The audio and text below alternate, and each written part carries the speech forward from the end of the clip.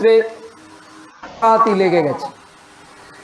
কি হলো, এরা এতক্ষণ হাসি ঠাট্টা করছিল, এরা হাতাহাতি করছে কেন? জিজ্ঞেস করতে জানা গেল একজন আরেকজনকে কিছু মজা করে কথা বলতে গিয়ে তার বাবাকে মাঝখানে জড়িয়ে ফেলেছে। সহজভাবে বললে বাবা তুলে কথা বলা হয়েছে। তাই আরেকজন অত্যন্ত ক্রোধিত হয়েছে, হাতাহাতি আরম্ভ হয়েছে। তা বাবা তুলে কথা বললে এত রাগ কেন, আর রাগলো কেন? বড় হয়ে নিজেই নিজের সেই স্মৃতি রোমন্থন করে নিজের মতো করে গবেষণা করে যেটা জেনেছি, যে বাবা তুলে কথা বললে রাগের কারণ হচ্ছে আমাদের মধ্যে থাকা বাবা সচেতনতা। বাবার আমাদের মনের ভেতরে সচেতন, তার উপস্থিতি, তিনি আমাদের কাছে সম্মানীয়, তিনি প্রণম্য, তিনি শ্রদ্ধেয়। ভাবে যদি কেউ কারোর বাবা তুলে কথা বলে, আমাদের ভেতরের সেই বাবা সচেতনতা জেগে ওঠে। আমরা অনেক সময় তাতে করে দিকবিদিক জ্ঞানশূন্য হয়ে পড়ি, ক্রোধিত হই এবং এই অন্যায় কাজ যে করেছে, বাবা তুলে কথা যে বলেছে, তাকে আক্রমণ করে বসি। এবং এটাও বাস্তব সমাজে খুব একটা গর্হিত অপরাধ বলে গণ্য হয় না, কারণ বাবা তুলে কথা বলাটাও প্রথম অপরাধ। সেই অপরাধ যে করে, উপস্থিত কেউ থাকলে তাকে সেই অপরাধের জন্য দোষী হিসেবে চিহ্নিত করা হয় এবং এই হাতাপাতি থামিয়ে দেওয়া হয়, এই বলে যে আর কখনো এরকম বলবে না। অর্থাৎ বাবা তুলে কথা বলা উচিত নয়। আর আমাদের জেগে ওঠা সচেতনতা এই কথার প্রতিবাদ করে। তো এবার ভাবুন, যদি আমাদের বাবা সচেতনতা যদি জাগ্রত থাকে, তাহলে আমাদের বাবার বাবার বাবার বাবার বাবা, অর্থাৎ আমাদের সবার বাবা, সেই সচেতনতা কেন জাগ্রত থাকবে না? শ্রীমদ্ ভগবদ গীতা, শ্রীমদ্ ভগবদ অর্থাৎ ভগবানের বলা, এই ভগবানই তো আমাদের বাবার বাবার বাবার সবার বাবা। তাই সেই সবার বাবা অসম্মান বা তাঁর হাসি ঠাট্টা করবার চেষ্টা অপরাধ, এবং আমাদের সেই সচেতনতা জাগ্রত থাকা উচিত যাতে আমরা এই অপরাধের প্রতিবাদ করতে পারি।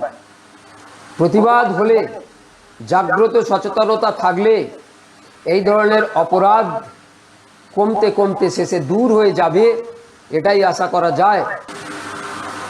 তাই আমাদের প্রত্যেকের বাবা সচেতনতা, তার সঙ্গে সঙ্গে আমাদের বাবা, তার বাবা, তার বাবা, একদম আদি সবার বাবার প্রতি সচেতন থাকা উচিত, জাগ্রত হওয়া উচিত।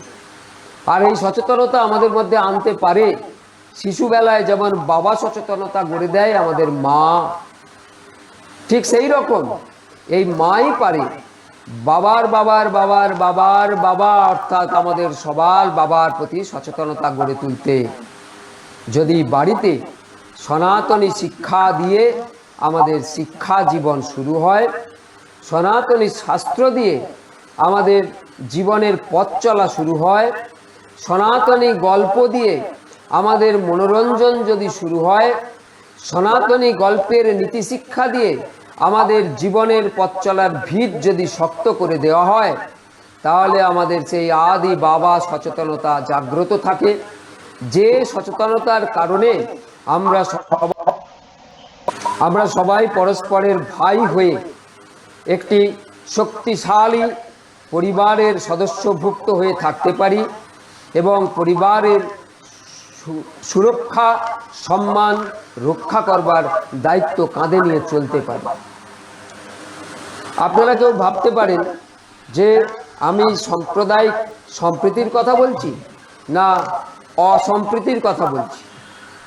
যদি ভেবে থাকেন, জানবেন আপনাদের সেই আদি বাবা সচেতনতার কোথাও ঘাটতি আছে সেই আদি বাবা সচেতনতা। কারণ আমি সাম্প্রদায়িক সম্প্রীতির কথাই বলছি। এর একটা অত্যন্ত সহজ উদাহরণ বুঝিয়েছেন আমার খুব প্রিয় বর্তমানে নিউ ইয়র্ক নিবাসী স্বামী সর্বপ্রিয়ানন্দ। স্বামী সর্বপ্রিয়ানন্দ বলছেন যে স্বামী বন্ধুরা স্বামীর বাড়িতে, অর্থাৎ স্ত্রী রয়েছেন, স্বামী রয়েছেন, সেই বাড়িতে স্বামীর বন্ধুরা বেড়াতে এসেছেন। এই বন্ধুদের সঙ্গে স্ত্রীর পরিচয় স্বামীর সূত্রে, তাই এদেরকে স্বামীর মতো সম্মান করা স্ত্রীর কর্তব্য।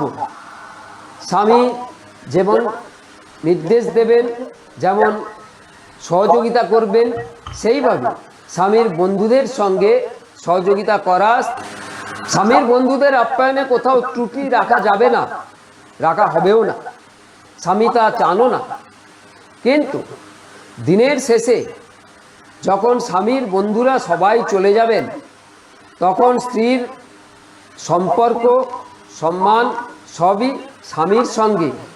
কারণ স্বামীর বন্ধু সম্মানীয় এবং গ্রহণীয় হলেও তার একটি নির্দিষ্ট সীমা আছে, যে সীমানা ছাড়িয়ে এককভাবে স্বামীর জন্যে অনেক বিস্তারিত সীমা স্ত্রীর কাছে থাকে।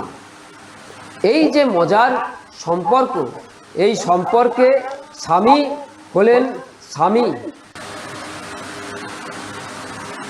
একদম পরিষ্কারভাবে স্বামীর সূত্রেই স্বামীর বন্ধুদের সঙ্গে সম্পর্ক।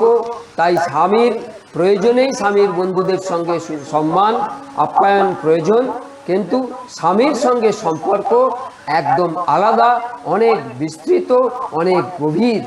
তাই স্বামীর নিরপেক্ষতা সম্ভব নয়। স্বামী স্বামীই হয়, স্বামীর বন্ধু বন্ধুই হয়। ঠিক সেই রকমভাবে আমরা যারা নির্দিষ্ট স্বামী সচেতনতা বা বাবা সচেতনতা যাই ভাবি না কেন, সেই সচেতন জ্ঞান রাখা উচিত। যাদের কথায় কথায় অনুভূতিতে আঘাত লাগে, আমি কোনোভাবেই তাদের অসম্মান করি না, তাদের শ্রদ্ধা করি। কারণ তাদের সচেতনতা আছে বলেই তারা অনুভূতি প্রবণ, এবং এই অনুভূতি প্রবণতার জন্যেই তারা অনুভূতিতে সেই আঘাত নেন এবং প্রতিবাদ করেন। আমি মনে করি যে এই নিজস্বতা থাকা খুব দরকার, সচেতনতা থাকা সমাজের জন্য ভালো।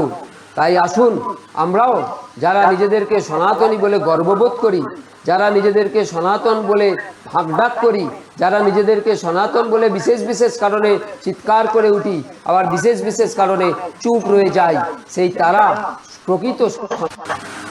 প্রকৃত সনাতনী সচেতনতা আমাদের মধ্যে গড়ে উঠুক। আমরা যেন প্রত্যেক আঘাতে জেগে উঠি, আমাদের প্রতিবাদ ছড়িয়ে দিই।